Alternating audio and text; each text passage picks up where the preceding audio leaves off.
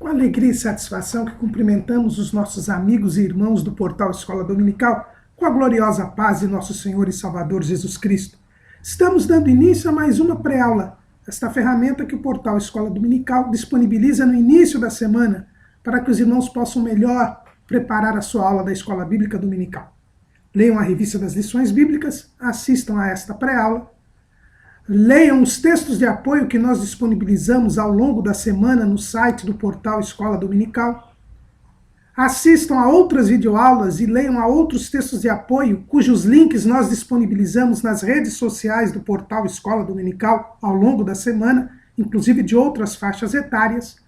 Se tiverem alguma dúvida, postem a sua pergunta na sala dos professores do portal Escola Dominical. Se não conseguirem acessar por se cadastrar no site, podem colocar também a sua pergunta no YouTube, aqui mesmo no nosso canal do YouTube. Se os irmãos acompanharem também as leituras diárias, breves comentários em áudio que nós disponibilizamos com os textos baseados na revista Escola Bíblica Dominical. E no sábado à noite, às 19 horas, horário de Brasília, o irmão é convidado a assistir a transmissão ao vivo da aula do estudo preparatório dos professores e amigos do portal da Escola Bíblica Dominical, da Igreja Evangélica Assembleia de Deus, Ministério do Belém, na sede aqui em São Paulo, onde interativamente o irmão poderá elucidar as suas últimas dúvidas. Se quiser, estiver em São Paulo, o irmão é nosso convidado. Venha comparecer, a reunião é aberta a todos. E no domingo, compareça à Escola Bíblica Dominical. Tudo isso é a mera preparação da Escola Bíblica Dominical, que é a igreja local reunida, ensinando enquanto evangeliza e evangelizando enquanto ensina, segundo lição do pastor Antônio Gilberto. Neste quarto trimestre de 2016, nós estamos estudando o tema O Deus de toda provisão, esperança e sabedoria divina para a igreja em meio às crises. O nosso comentarista é o pastor Elienay Cabral, membro da Academia Brasileira Evangélica de Letras e da Casa de Letras Emílio Conde. E estamos estudando exemplos bíblicos da provisão divina, a divina providência. Esse é o assunto do nosso trimestre, né? Estudarmos como Deus providencia todas as coisas. Como Ele sendo Deus, portanto onisciente, sabendo todas as coisas, Ele cria as condições para que os seus desígnios sejam cumpridos, sejam realizados. E no estudo destes exemplos bíblicos, hoje estaremos estudando a lição de número 7, José, fé em meio às injustiças. A personagem de hoje é José, e com José nós encerramos o estudo da provisão divina no tempo dos patriarcas, né? Nós tivemos 3 lições a respeito de Abraão, tivemos uma lição a respeito de Isaac, e agora estaremos a estudar a vida de José, que é um eloquente exemplo da divina providência. José é um tipo de Jesus Cristo, né? Uma personagem que aponta para Jesus. E Jesus é a maior provisão que Deus deu ao homem. Ele providenciou a encarnação do seu Filho para proporcionar a nossa salvação. E José também foi escolhido por Deus para abrir as portas do Egito para a família de Jacó, que era apenas um clã. O que é um clã? O clã é uma família bem ampliada, é um conjunto de famílias, né? Israel era apenas um clã, tinha 70 pessoas quando entrou no Egito, e entrou no Egito por causa da divina providência na vida de José. Foi José o instrumento que Deus usou para que Israel, com 70 pessoas, entrasse no Egito e 215 anos depois saísse do Egito como uma nação com 600 mil homens, fora as mulheres e as crianças. Então José é este instrumento da providência de Deus. E na vida de José nós vemos a divina provisão. Pois bem, José, fé em meio às injustiças. O título da lição já nos mostra que a provisão divina, a providência divina, exige algo da nossa parte, que é a nossa confiança em Deus, a nossa crença em Deus. Sem fé é impossível agradar a Deus, diz o escritor aos Hebreus, no capítulo 11, no versículo 6. Pois precisamos confiar em Deus para podermos gozar das suas bênçãos, para podermos desfrutar do bem que Ele nos quer dar. Por isso que o apóstolo Paulo diz lá em Romanos 8:28, que todas as coisas contribuem para o bem daqueles que amam a Deus, daqueles que são chamados pelo seu decreto. Então, o que é amar a Deus? Amar a Deus é guardar os mandamentos do Senhor. E quando é? Porque foi assim que Jesus nos disse, lá em João, no capítulo 14, versículo 21. Aquele que tem os meus mandamentos e os guarda, esse é o que me ama. E aquele que me ama será amado de meu Pai, e eu o amarei e me manifestarei a ele. Então é preciso que nós amemos a Deus para que todas as coisas contribuam para o nosso bem. E amar a Deus é guardar, é ter e guardar os mandamentos do Senhor. Mas existe uma outra coisa que este título já nos mostra. Se é preciso que nós tenhamos fé, portanto que nós confiemos em Deus, que nós o amemos, guardemos a sua palavra, confiemos nele, nós devemos saber também que o fato de Deus nos prover, ou seja, de Deus nos abastecer do que é necessário, e de tudo fazer e criar condições para nós alcançarmos a vitória sobre o pecado, sobre o mundo e vivermos com ele eternamente, isto não nos dispensa de sofrermos na terra injustiças, de termos aflições, de termos momentos aflitivos. Por isso que o título diz, José, fé em meio às injustiças. Nós somos contrariados, nós estamos em oposição ao mundo. O mundo nos aborrece, o mundo nos odeia, nós somos perseguidos, as portas do inferno se levantam contra nós. Exatamente porque nós estamos caminhando para o céu. O mundo está no maligno.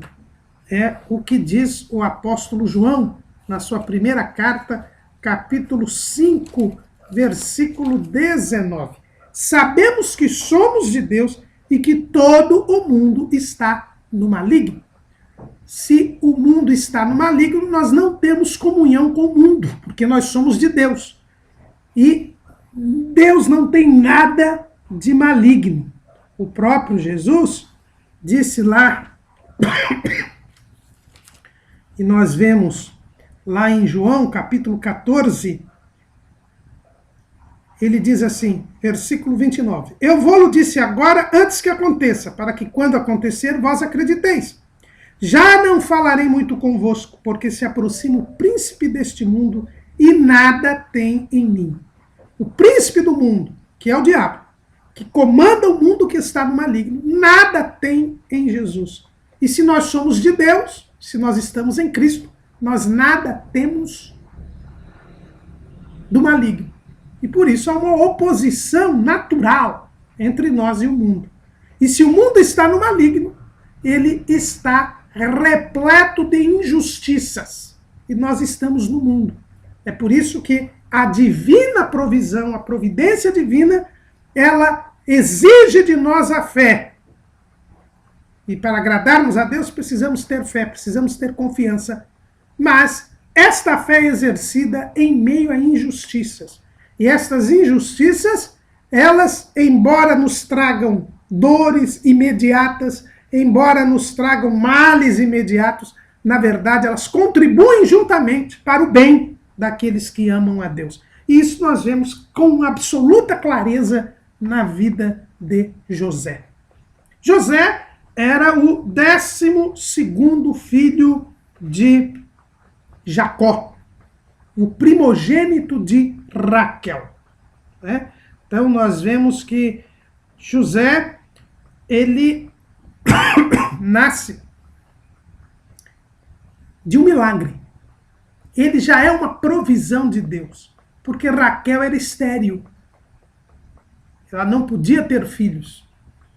Ela até coloca a sua ama, a sua serva para que Jacó tivesse filhos através da serva, mas ela mesma não tinha filhos. Mas depois de 11 filhos que Jacó teve, Deus abriu a madre de Raquel e ela teve então José.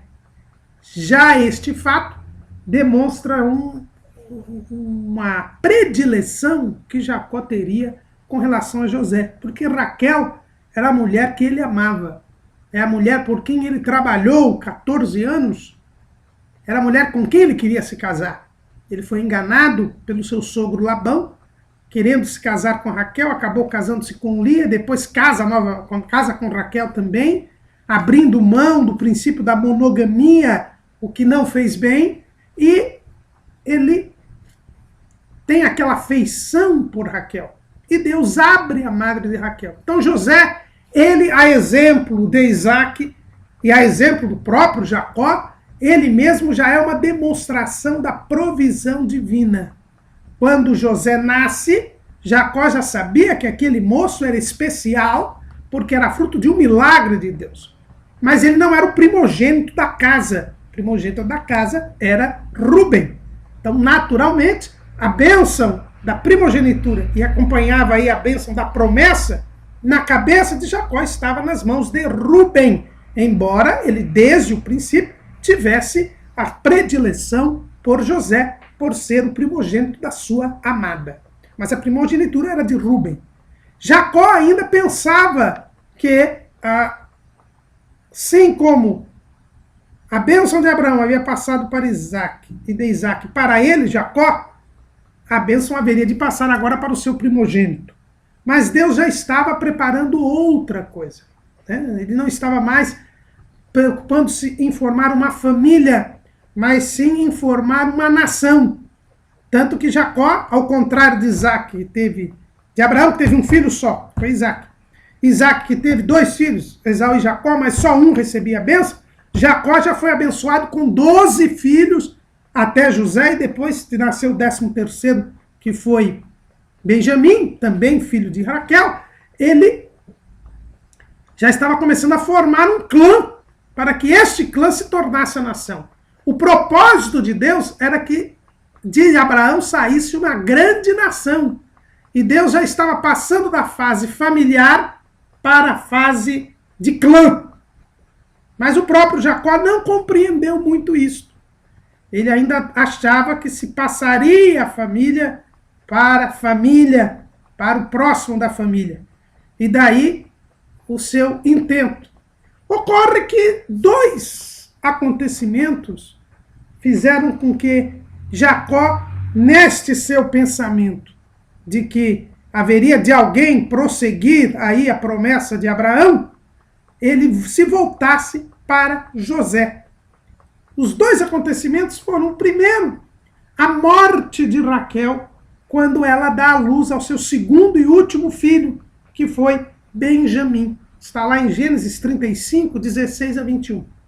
Raquel morre, a mulher amada de Jacó, que deixa Jacó com uma carência afetiva, que ele vai transferir para José.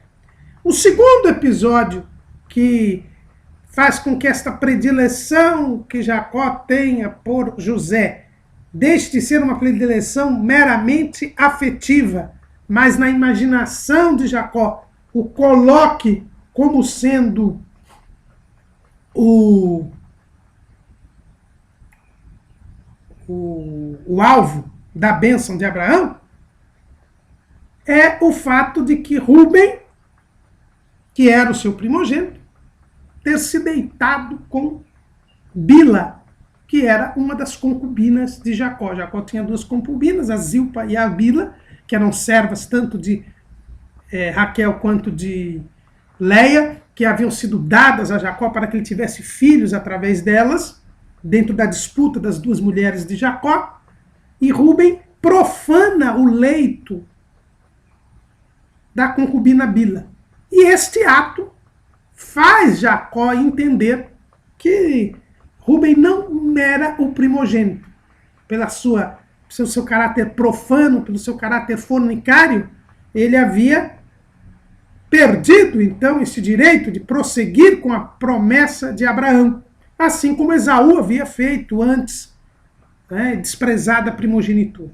Então, esses dois fatos fazem com que Jacó exteriorize, dentro de uma sua convicção, de que a primogenitura era de José, porque José era o primogênito de Raquel, e com esta falha de Rúben e a carência afetiva decorrente da morte de Raquel, faz com que Jacó comece a demonstrar explicitamente a sua predileção por José, dentro de uma concepção que não correspondia ao propósito divino.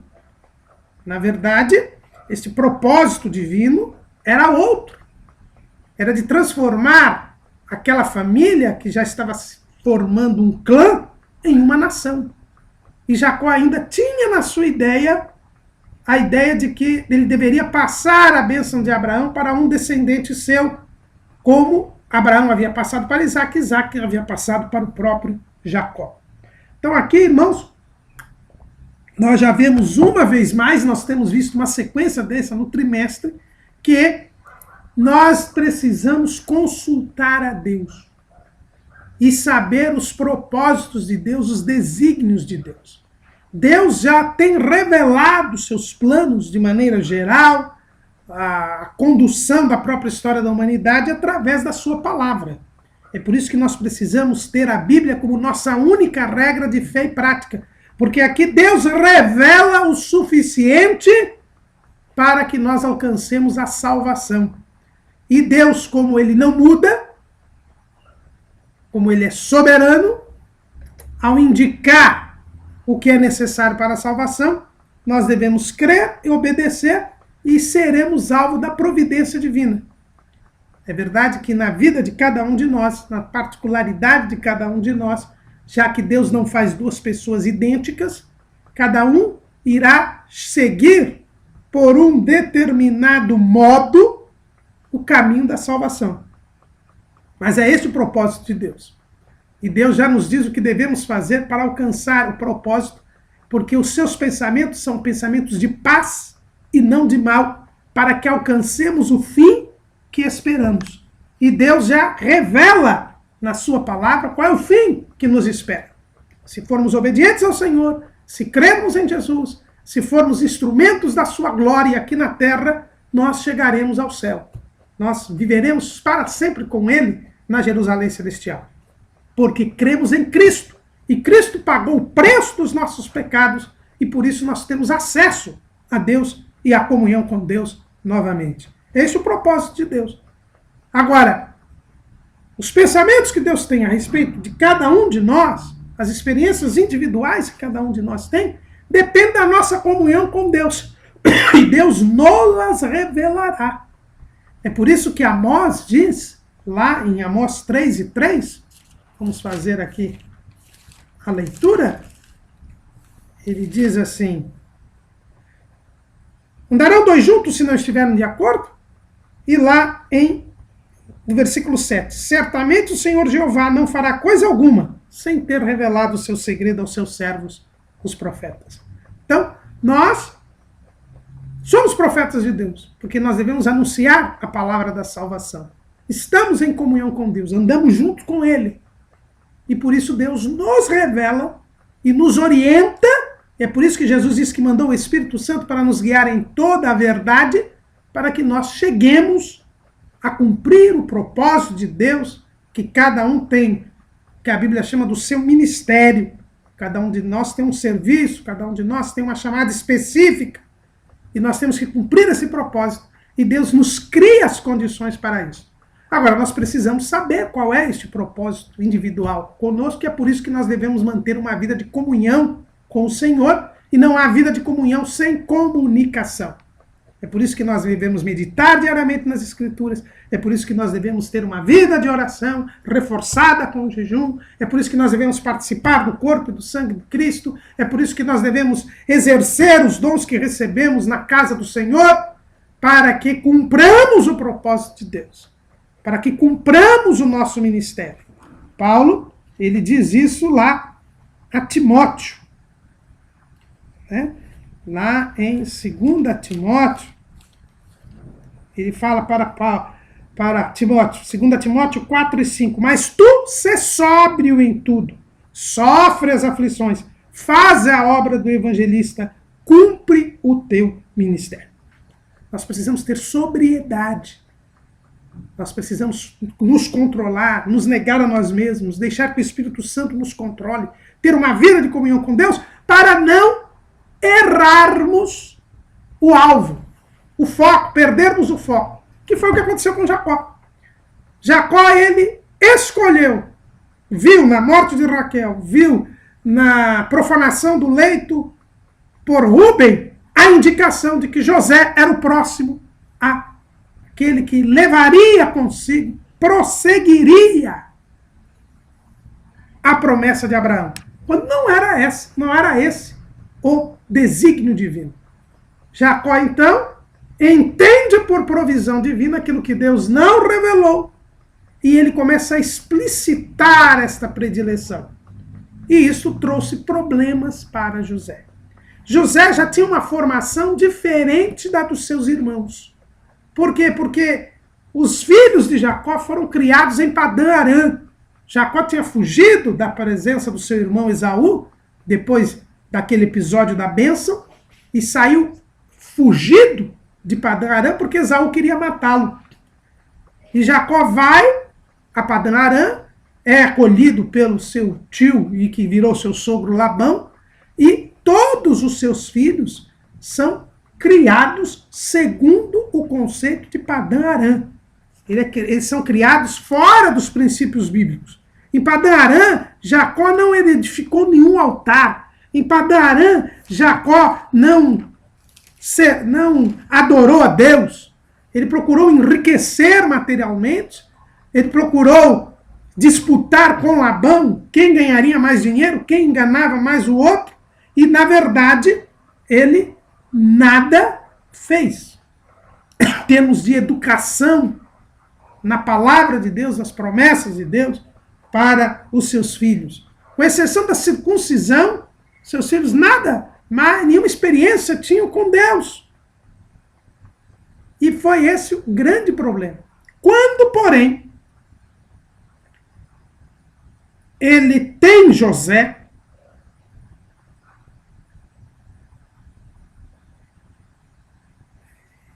quando Raquel dá à luz um filho, e Jacó vê o milagre de Deus, Jacó quis sair da terra de Padã-Arã, mas Labão o convenceu a ficar. Prometeu-lhe um grande salário. E por isso, Jacó fica ainda em Padã-Arã. Mas ele já tem despertado em si uma formação. Pouco tempo depois, ele vai embora de Padã-Arã. Então José, ele foi já criado numa outra mentalidade. Ele já não teve esta criação que os seus outros irmãos tiveram. Jacó já cria José falando das promessas de Deus, falando da promessa de Abraão, e isso se intensifica quando Jacó entende que é José quem vai dar continuidade a esta promessa. E por isso a formação de José já é diferente da dos seus irmãos. E Jacó agora apresentando uma predileção por José, faz com que surja uma inimizade, uma porfia, uma inveja dos irmãos de José com relação a ele. E isso fica ainda mais evidenciado quando Jacó dá de presente a José uma túnica de várias cores. Sem falar que José trazia más informações de seus irmãos a Jacó. Cria-se um clima de inimizade e de inveja dos irmãos de José para com ele. E aqui repete-se o que aconteceu na vida do avô de José, na vida de Isaac. Lembrando que o serviço a Deus nos fará com que os ímpios nos invejem. O nosso crescimento espiritual despertará inveja nos ímpios. a divina providência não nos dispensa de sermos alvo da inveja dos ímpios. Mas o ódio chegou a um tal aspecto que a Bíblia diz que eles não conseguiam nem conversar mais com José. É o que a gente vê lá em Gênesis, capítulo 37, versículo 4. Vendo, pois, seus irmãos que o seu pai o amava mais do que a todos os seus irmãos, aborreceram-no e não podiam falar com ele pacificamente. José já tinha uma formação diferente das dos seus irmãos. José era fiel a Deus, havia aprendido a palavra de Deus.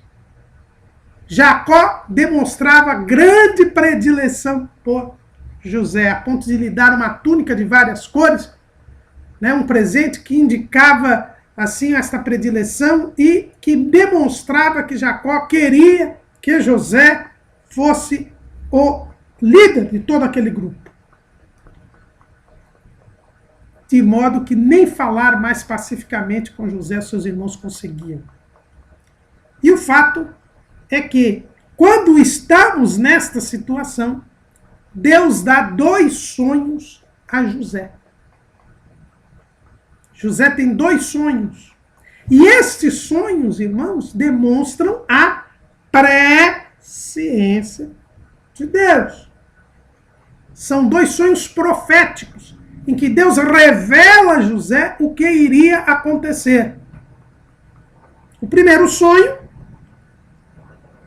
estavam todos os irmãos de José atando molhos no meio do campo, e o molho de José se levantava e ficava em pé, e os outros molhos o rodeavam e se inclinavam ao seu molho. E ele conta este sonho para os seus irmãos. E os seus irmãos ficam ainda mais enraivecidos, porque eles entendem o sentido do sonho, de que José iria estar acima dos seus irmãos. Seus irmãos teriam que estar debaixo da sua autoridade. Exatamente aquilo que Jacó sinalizava fazer. E José tem este sonho. Seus irmãos o aborreceram ainda mais. Mas não é só. José teve um segundo sonho. Esse segundo sonho diz que havia o sol, a lua, 11 estrelas se inclinavam a ele. E aí, nesse sonho, até o próprio Jacó não compreende. No primeiro sonho, Jacó deve ter até ficado contente, compreendido que realmente José tinha a bênção de Abraão. Mas agora, nesse segundo sonho, o próprio Jacó se submetia à autoridade de José. E isto não batia na imagem que Jacó havia feito. O próprio Jacó se admira com este sonho, questiona este sonho. Como eu vou me submeter à autoridade de José? Mas já era Deus mostrando o que iria acontecer. É por isso que nós vemos em José uma eloquente demonstração da divina providência. Porque Deus cria as condições para cumprir os seus propósitos. E ele revelou antecipadamente a José e aos seus irmãos e a Jacó o que iria fazer.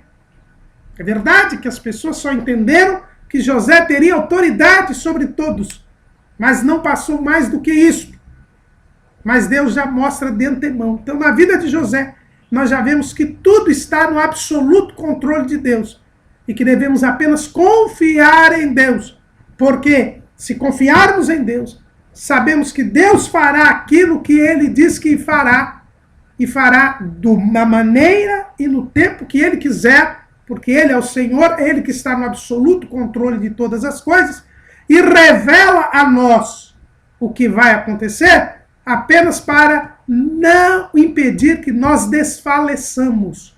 Deus revela o futuro não para satisfazer nossa curiosidade, mas apenas para mostrar que Ele está no controle de todas as coisas, que vale a pena nós confiarmos nele e para que nós esperemos nele e saibamos que tudo o que vai acontecer são pensamentos de paz e não de mal. Eu repito mais uma vez isso que está lá em Jeremias 29:11. Porque eu bem sei os pensamentos que penso de vós, diz o Senhor. Pensamentos de paz e não de mal, para vos dar o fim que esperais. Nós esperamos um fim que Deus já nos revela de antemão para nós esperarmos, para nós confiarmos e não nos desfalecermos, porque no meio do caminho surgirão circunstâncias incompreensíveis, surgirão adversidades, surgirão injustiças, como diz o título da nossa lição, mas isso não nos pode desanimar. Nós vamos alcançar o fim que esperamos, porque este fim já nos foi previamente revelado por Deus. O fato é que estes sonhos fizeram com que aumentasse ainda mais a ira e o ódio dos irmãos de José para com ele. E então, quando José vai a Dan, a Siquém, melhor dizendo, para ver onde estavam seus irmãos, por ordem do seu pai Jacó, e estava com a túnica de várias cores, quando ele chega a Siquém, alguém avisa que seus irmãos já tinham ido para Dotã. E então José vai para Dotã. E quando chega com a túnica de várias cores, como se fosse uma provocação com relação aos seus irmãos, na verdade não era, mas para quem odeia, e a túnica simbolizava toda a predileção que gerava todo o ódio, toda a inveja dos irmãos de José, José chega com aquela túnica junto aos seus irmãos, sozinho, solitário. E os irmãos, ao verem José se aproximando, disseram: eis lá vem o sonhador mor. O sonhador mor. Está lá em Gênesis 37, 19. Vinde, pois, agora e matemo-lo, e lancemo-lo numa destas covas, e diremos: uma besta fera o comeu, e veremos que será dos seus sonhos. Jacó estava longe, não podia proteger José. José estava só e indefeso, com a túnica de várias cores. E logo veio a ideia homicida, o intento homicida nos irmãos de José. E aqui nós vemos como o Senhor Jesus tem razão ao dizer que quem odeia o seu irmão já é um homicida. Ele já é um homicida porque ele, se pudesse, mataria o seu irmão, porque o ódio leva ao homicídio. A raiz do homicídio é o ódio. E a pessoa às vezes não mata porque não tem oportunidade para fazê-lo. Os irmãos de José não haviam matado José até então porque não tinham tido oportunidade.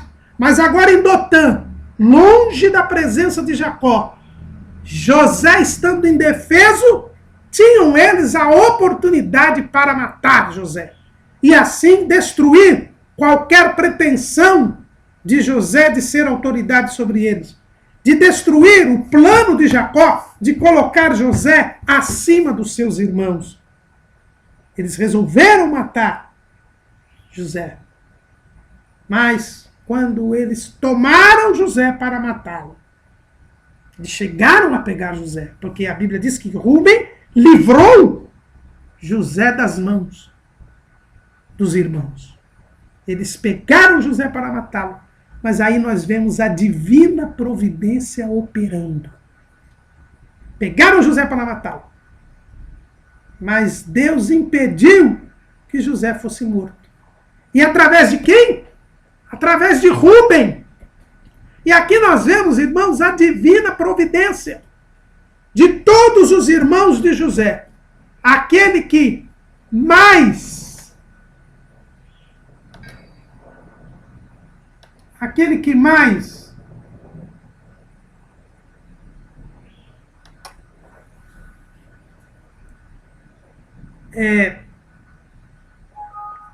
tinha motivos para a morte de José era Rúben.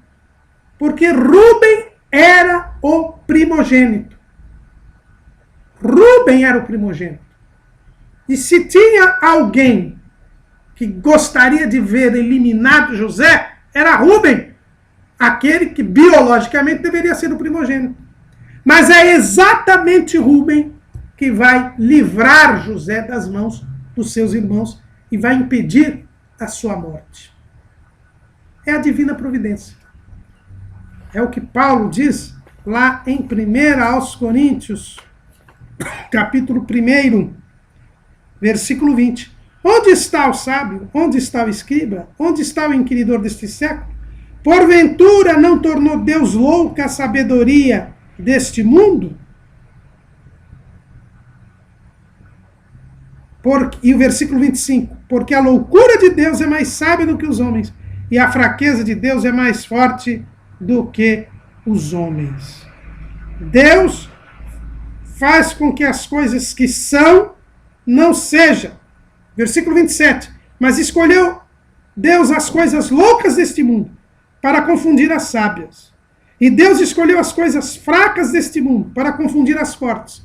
E Deus escolheu as coisas vis deste mundo e as desprezíveis, e as que não são, para aniquilar as que são, para que nenhuma carne se glorie perante ele.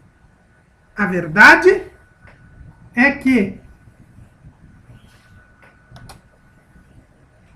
Deus fez com que exatamente o que seria mais beneficiado pela morte de José livrasse José da morte. Porque Deus não iria permitir a morte de José por causa da sua divina providência. O seu propósito era fazer de Israel uma grande nação, e José seria o instrumento disso. E exatamente por causa disso, Deus impede, pelas mãos de Rúben, que José seja morto. Irmãos, fiquemos tranquilos. Deus jamais permitirá a nossa morte pela sua divina providência. E quando eu falo em morte, eu falo da morte espiritual. Porque o fim que nós esperamos é a vida eterna. Porque Deus amou o mundo de tal maneira que deu o seu Filho unigênito, para que todo aquele que nele crê não pereça, mas tenha a vida eterna. O fim que nós esperamos é a vida eterna. É estarmos para sempre com o Senhor.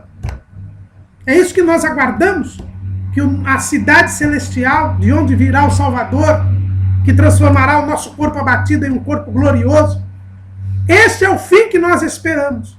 E por isso, nada neste mundo impedirá de chegarmos aos céus, a não ser nós mesmos. Porque Deus nos deu a liberdade de o seguirmos ou não, de lhe obedecermos ou não. E a divina providência é a criação das condições para impedir que qualquer coisa neste mundo frustre o fim que esperamos, que é a nossa glorificação. Agora, como Deus não obriga ninguém, nós poderemos sim deixar de ir para o céu. Deus quer levar todos para o céu. E Ele cria as condições para isso. Ele não permite que nós sejamos mortos. Ele não permite que nós morramos. Lá em João, no capítulo 10, Jesus fala a respeito disso. Versículo 28. E dou-lhes a vida... Eu vou ler o 27. As minhas ovelhas ouvem a minha voz, e eu as conheço, e elas me seguem. E eu lhes dou a vida eterna, e nunca hão de perecer, e ninguém as arrebatará da minha mão. Meu Pai que mas deu é maior do que todos, e ninguém pode arrebatá-las da mão de meu Pai. Ninguém pode matar espiritualmente um servo de Deus. E nós aprendemos isso quando vemos a vida de José. O próprio Rúben, o maior beneficiário da morte de José, é ele quem livra José da morte. Fiquemos tranquilos. Ninguém pode arrebatar-nos da mão de Jesus. Jesus também não lança ninguém fora. Ele diz isso. Que quem vem a mim, de maneira nenhuma lançarei fora. Se ninguém arrebata da mão de Jesus, e se ninguém vai, e se Jesus não tira, não manda ninguém embora, não tem como perdermos Cristo, não tem como perdermos a vida. A não ser que nós mesmos saiamos de debaixo da sua presença. Porque veja bem que Jesus não prende ninguém. Ele diz que não lança ninguém fora. E ele diz também que não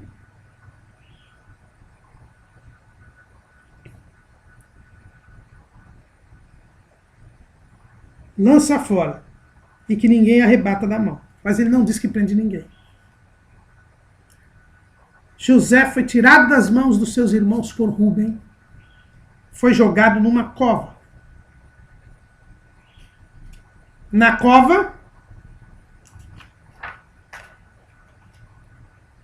José, ele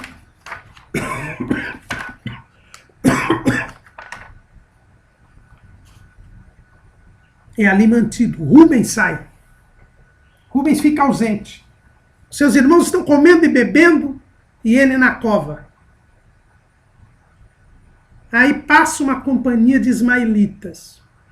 E Judá tem uma ideia. Por que não vendemos José? Ele vai como escravo, esses ismaelitas, para o Egito, que devem estar indo para o Egito, que é bem longe daqui, e nós ficamos livres dele. E não ficamos com a culpa do seu sangue. Mais uma vez a divina providência operando. José era para ser morto pelos seus irmãos. O intento homicida se transforma e Judá tem a ideia de vender José. E os seus irmãos aceitam, e isso na ausência de Rúben. Vejam bem, irmãos, Rúben saiu. Foi Rúben que não queria matá-lo. Todos os outros queriam matá-lo. Na ausência de Rúben, Judá poderia ter a ideia, vamos matar José agora. Rúben não está aqui, não pode impedir. Mas Judá, ele muda o intento homicida dos seus irmãos. É a divina providência operando. E José é vendido como escravo por 30 moedas de prata. 20 moedas de prata. E é mandado para o Egito. Seus irmãos acharam que tinham se libertado da autoridade de José. Seus irmãos acharam que estavam livres, mas na verdade era Deus que estava operando. Na cabeça de José, certamente, irmãos, nós podemos imaginar que ele não estava entendendo nada. Ele tinha ido olhar os seus irmãos, estava com a túnica que lhe tinha sido tirada. Foi a primeira coisa que seus irmãos fizeram, tirar a sua túnica de várias cores. E ele quase foi morto, foi jogado numa cova e depois é vendido como escravo. E com 17 anos de idade, ele é levado como escravo para o Egito. Ele que servia a Deus, ele que estava fiel a Deus, e lamentavelmente todos seus próprios irmãos agiam desta maneira. Ele não podia entender nada. Perdia a companhia do seu pai, perdia a sua casa, jovem, levado como um escravo para uma terra estrangeira. Será que isto era o plano de Deus para a sua vida? Aquele Deus que havia prometido a Abraão fazer daquela nação, daquela família, uma grande nação? E ele sabia desta promessa? E ele, aliás, afinal de contas, deve ter sido ensinado por Jacó de que ele era o herdeiro, conforme a promessa da nova geração? Como é que ele poderia formar uma grande nação da parte de Deus na terra de Canaã, se agora ele era um escravo no Egito? Isso não fazia sentido. E quando nós lemos o texto, nós também ficamos perplexos. E tanto é assim que o próprio Deus, na sua palavra, ao inspirar Moisés a escrever, ele diz que Deus era com José. Lá no capítulo 39, no versículo 2, no versículo 1, diz assim: E José foi levado ao Egito, e Potifar, eunuco de Faraó, capitão da guarda varão egípcio, comprou da mão dos ismaelitas que o tinham levado lá. E o Senhor estava com José. O Espírito Santo inspirou Moisés a escrever que o Senhor estava com José, porque é uma situação tão perplexa, causa tanta perplexidade, que nós passamos a duvidar até da circunstância. Mas o Senhor estava com José. Era a divina providência. José é comprado por Potifar. É levado para a casa de Potifar. E logo, Deus faz José prosperar na casa de Potifar. E em pouco tempo, Potifar coloca José como seu mordomo, como seu principal servo.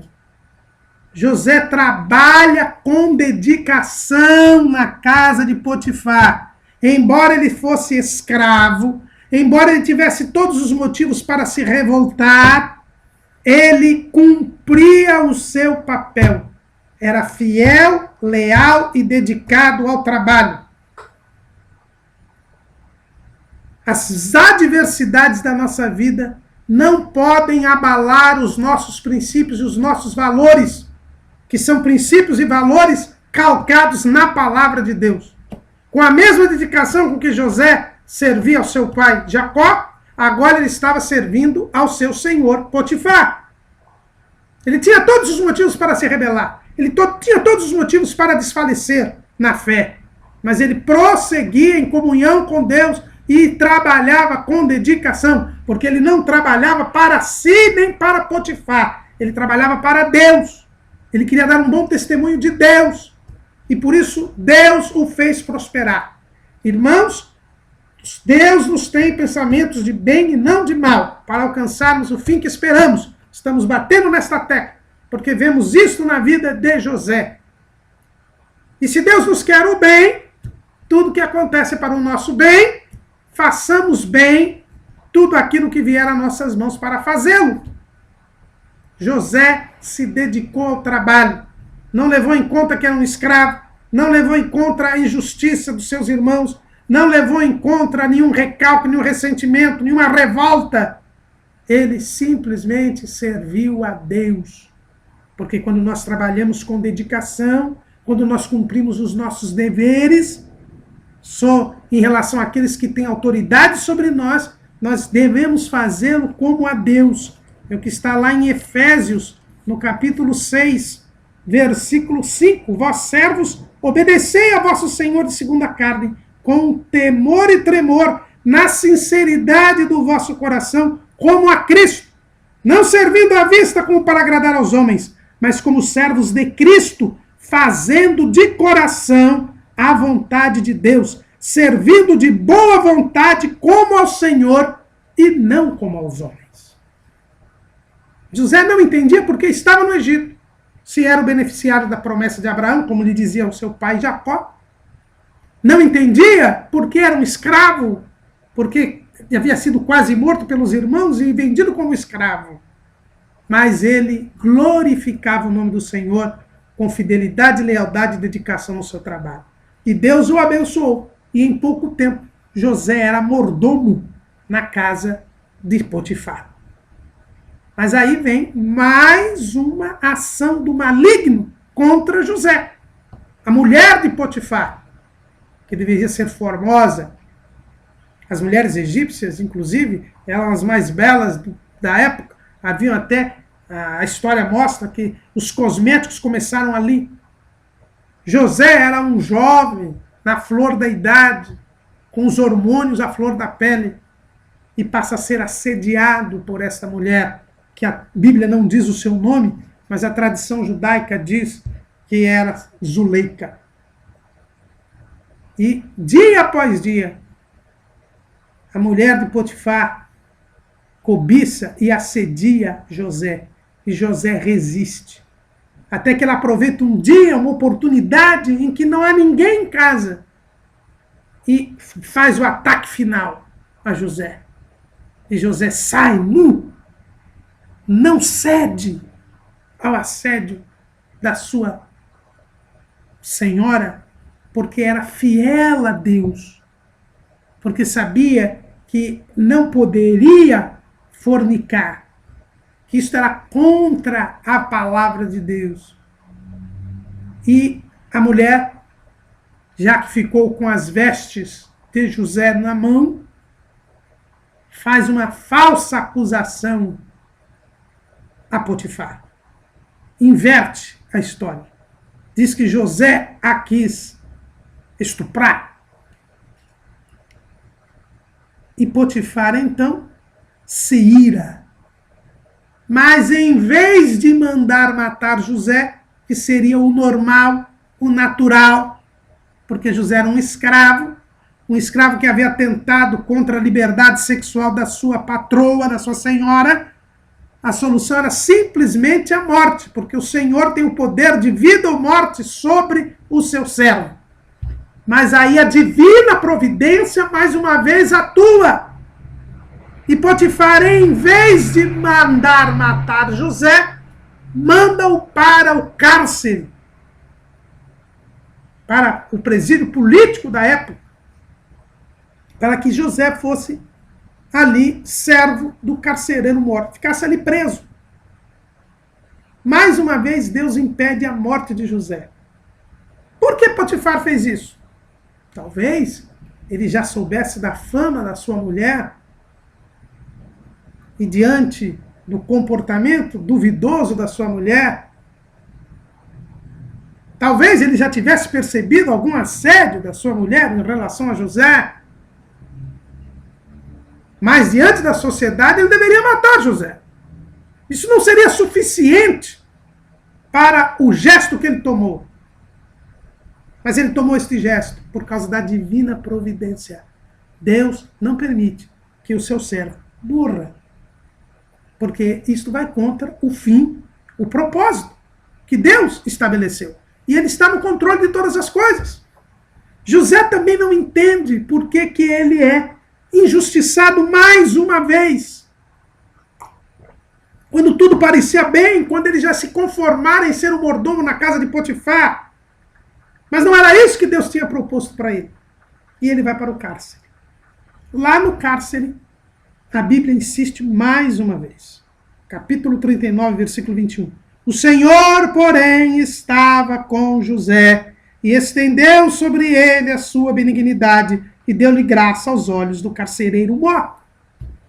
Deus estava com José. Irmãos, a divina providência faz com que as adversidades desta vida não retirem a nossa comunhão com Deus. É por isso que eu disse, Deus não permite a morte. Morte é separação. O apóstolo Paulo tinha esta consciência, lá em Romanos capítulo 8, versículo 35. Quem nos separará do amor de Cristo?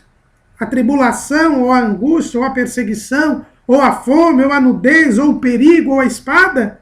Como está escrito, por amor de ti somos entregues à morte todo dia. Fomos reputados como ovelhas para o matadouro. Mas em todas estas coisas somos mais do que vencedores por aquele que nos amou.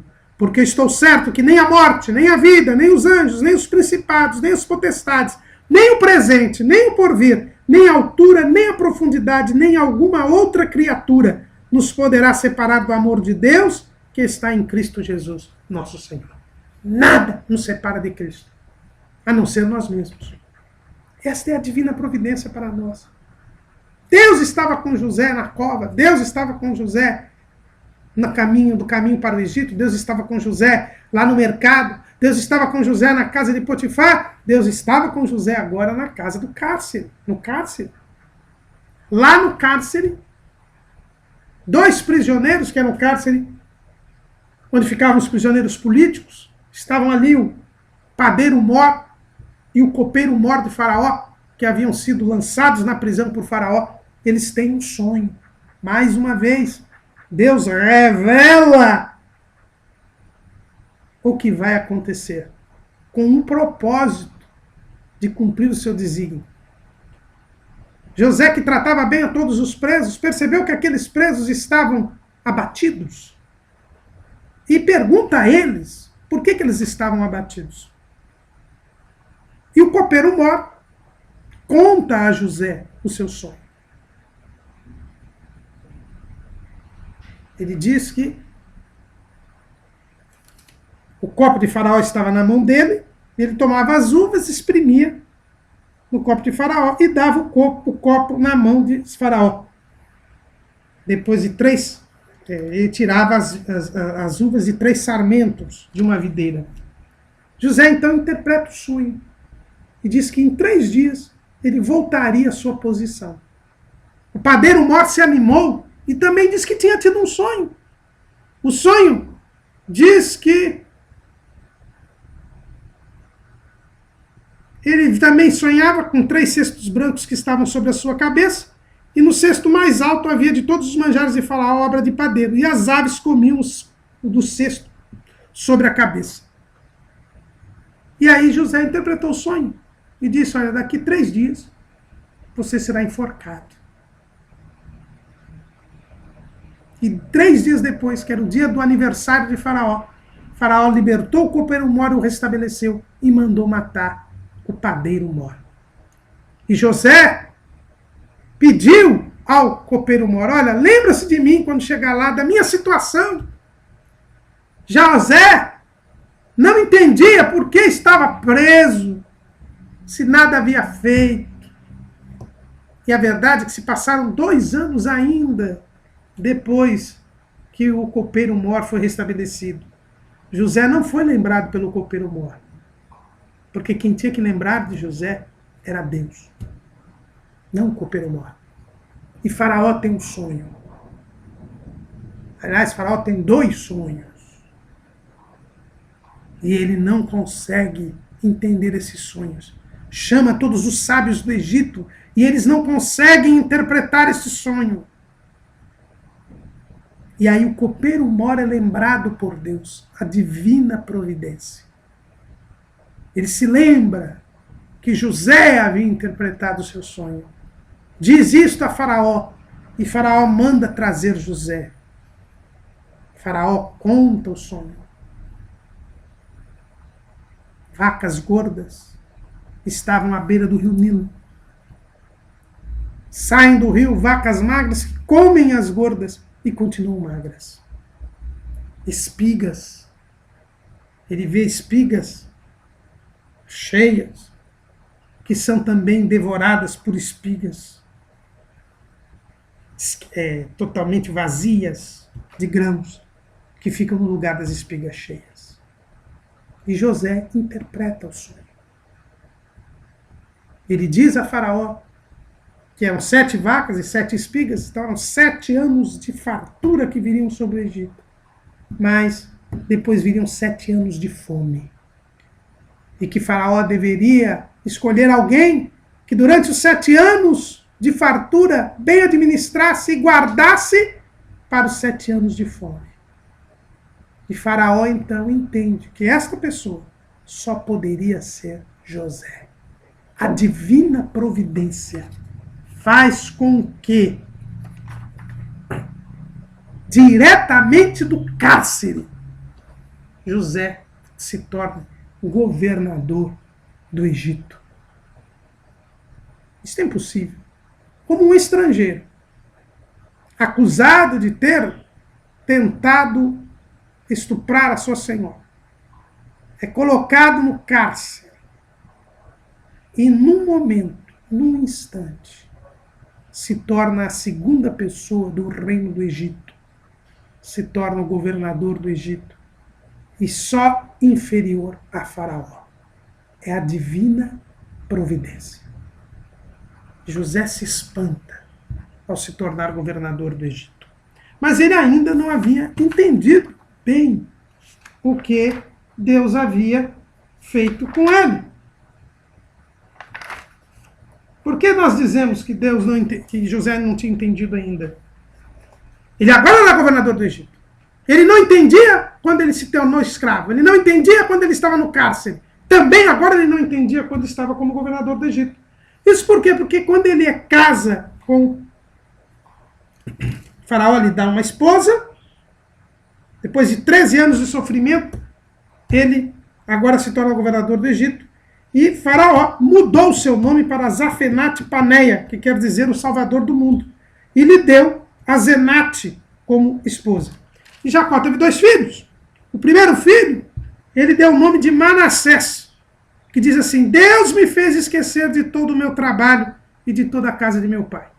José achava que não era ele quem ia continuar a bênção de Abraão. Ele achava que as promessas de Abraão não eram mais para ele.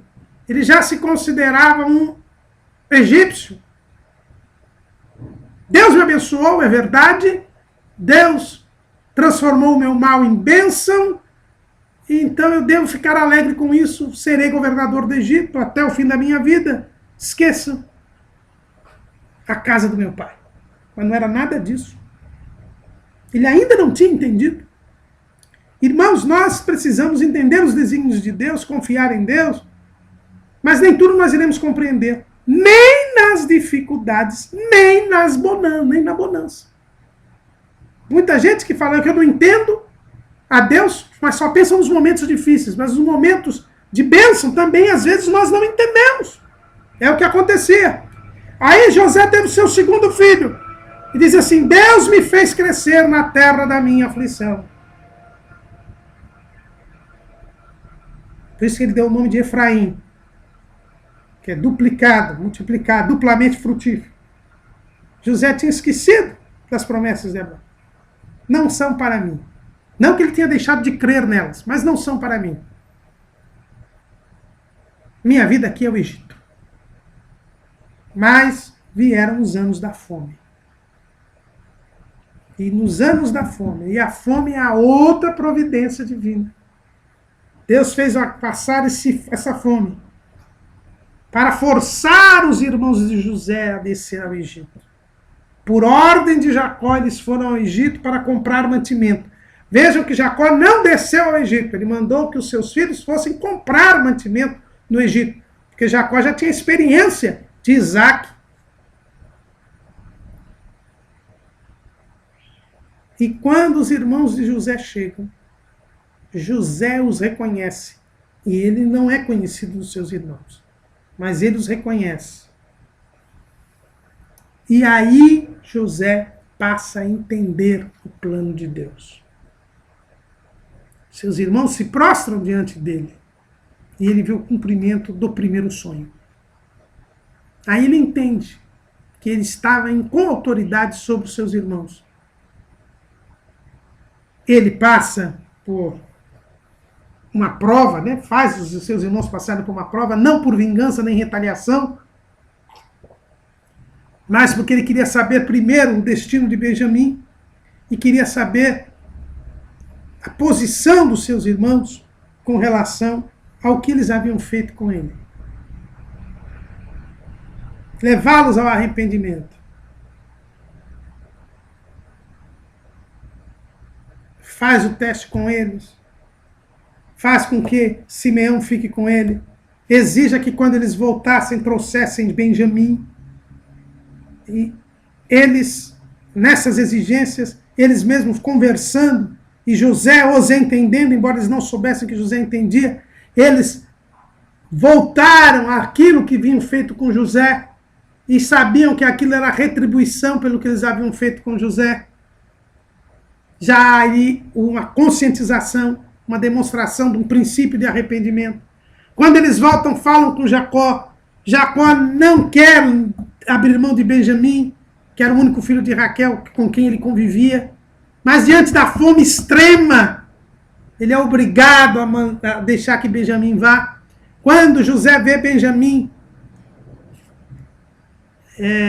bem tratado, que não era repudiado pelos seus irmãos, invejado pelos seus irmãos, retaliado pelos seus irmãos, ele cria mais um estratagema. Nesse estratagema, Judá, que havia se colocado como fiador de Benjamim, pede para ficar no lugar de Benjamim, e nós conhecemos bem a história. Aí José se dá a revelar aos seus irmãos, e todos ficam abismados. Voltam, falam para Jacó. Jacó não sai de Canaã, mas até que Deus mande que ele vá. E aí Jacó se encontra com José e passam a viver no Egito, na terra de Gósen, a melhor terra que havia para a criação de gado, que era a atividade dos israelitas, onde eles terão as plenas condições para a sua multiplicação. Mas José já tinha entendido o seu papel e o propósito de Deus quando seus irmãos chegaram. E isso nós vemos porque depois da morte de Jacó, os irmãos de José temem uma retaliação da parte de José. Mas José os havia perdoado e havia entendido. Ele diz assim, olha, capítulo 50 de Gênesis, versículo 19. E José lhes disse, não temais, porque porventura estou eu em lugar de Deus? Vós bem intentastes mal contra mim, porém Deus o tornou em bem para se fazer como se vê neste dia, para conservar em vida a um povo grande. Agora, pois, não temais, eu vos sustentarei a vós e a vossos meninos. Assim os consolou e falou segundo o coração deles. José entendeu. Depois de quantos anos, irmãos? Foram 13 anos desde a perda da túnica de várias cores até chegar a governador do Egito. Mais 7 anos de fome, 20. E mais 7 anos de fartura e mais 1 ano de fome. Dá 21 anos. Demorou 21 anos para José entender o desígnio de Deus e que tudo o que lhe aconteceu, as injustiças que lhe aconteceram, era tudo para o cumprimento do propósito de Deus, para o bem da nação de Israel e para a providência de Deus e para que Israel se tornasse uma grande nação, para o cumprimento da promessa de Abraão. 21 anos para José entender o propósito divino na sua vida. E que ia além disso. Antes de morrer, José mostra esta perfeita compreensão. Versículo 24 do capítulo 50 de Gênesis. E disse José a seus irmãos, eu morro, mas Deus certamente vos visitará e vos fará subir desta terra para a terra que jurou a Abraão, a Isaque e a Jacó. E José fez jurar os filhos de Israel, dizendo, certamente vos visitará Deus e fareis transportar os meus ossos daqui. E morreu José da idade de 110 anos, e o embalsamaram e o puseram num caixão no Egito. José entendeu que as promessas de Deus a Abraão, se cumpririam. E quis tomar parte destas promessas, do cumprimento dessas promessas. Não deixou ser colocado numa pirâmide, como era seu direito como governador do Egito. Sim, porque a arqueologia mostra que os governadores do Egito também tinham pequenas pirâmides. Ele disse, olha, me coloquem num caixão, me embalsamem, como se fazem com os governadores do Egito. Mas não me coloquem em nenhuma pirâmide. Deixa o caixão aí, porque vocês vão entrar na terra de Canaã. Deus vai cumprir a promessa que deu a Abraão, e eu quero que os meus ossos sejam enterrados lá. E fez os filhos de Israel jurarem que levariam seus ossos. E é por isso que lá no capítulo 15 do livro de Êxodo, no versículo 19, está escrito, e tomou Moisés os ossos de José consigo, porquanto havia esse estreitamente ajuramentado os filhos de Israel, dizendo, Certamente Deus os visitará. Fazei, pois, subir daqui os meus ossos convosco. E lá em Josué, no capítulo 24, versículo 32, está escrito: também enterraram em Siquém os ossos de José, que os filhos de Israel trouxeram do Egito, naquela parte do campo que Jacó comprara aos filhos de Amor, pai de Siquém, por 100 peças de prata, porquanto foram em herança para os filhos de José. José entendeu a provisão divina. José entendeu a providência divina. José entendeu que os propósitos de Deus se cumprem. E nem mesmo a morte física impediu José de ter esta convicção e de participar do cumprimento dessas promessas. Fez os filhos de Israel jurarem que levariam os seus ossos para a terra de Canaã, onde eles foram enterrados. A divina providência faz com que nós aumentemos a nossa fé, a nossa esperança. E mesmo morrendo, isto não elimina a nossa convicção. E mesmo morrendo fisicamente, isso não nos impedirá de desfrutar desta bênção. É por isso que todos os crentes que morreram em Cristo ressuscitarão primeiro para encontrar com o Senhor dos ares glorificados. José é um eloquente exemplo da divina providência. O Deus de José é o nosso Deus. Confiemos nele, vivamos em fidelidade a ele e certamente veremos o cumprimento das promessas de Deus.